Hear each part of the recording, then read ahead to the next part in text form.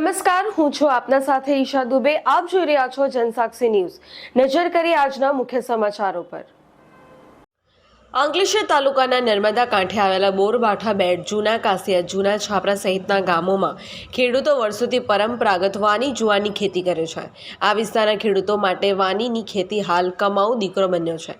હાલ પોંકની સિઝન નવેમ્બરથી ફેબ્રુઆરી સુધી 3 મહિના ચાલતી હોવાથી તાલુકાના વિવિધ ગામોના ખેડૂતો શિયાળાની સિઝનમાં વાની જુવારની ખેતી કરે છે. તાજેતરમાં કમોસમી વરસાદને કારણે પોંકની વાનીના પાકને નુકસાન પહોંચ્યું હતું. સ્થાનિક ખેડૂતોના મતે અંદાજે 40થી 50% પાકને નુકસાન પહોંચવા પામ્યું હતું, જેની સીધી અસર પોંકના ભાવ ઉપર જોવા મળી રહી છે.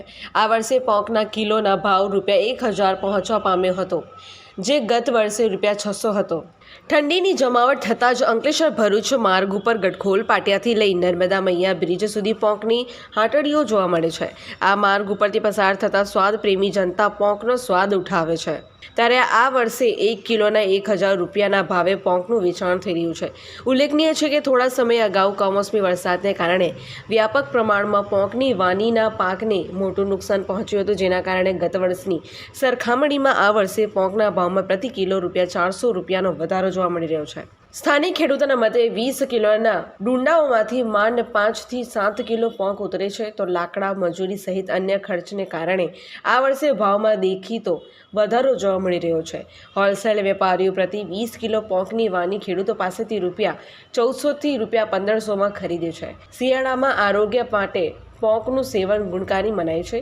પોંક ખાવાના શોખીનો આ સિઝનમાં પોંકનો સ્વાદ માણવાનું ચૂકતા નથી. તેમની લિજ્જત સામે ભાવમાં વધારો ગૌણ બની જતો હોય છે.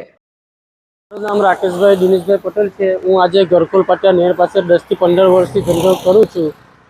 પોંકની શરૂઆત થઈ ગઈ છે. ગયા વર્ષે ₹800 કર્યો, પછી લાસ્ટમાં ₹1000 થઈ ગયેલો.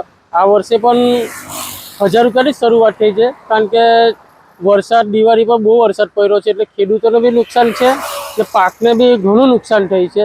એટલે અમને બી માલ જોવે એવો મળતો નથી ને ભાવ ડુંડાની બહુ અછત છે, એટલે આશરે અમે ₹1000 ભાવ રાખ્યો છે.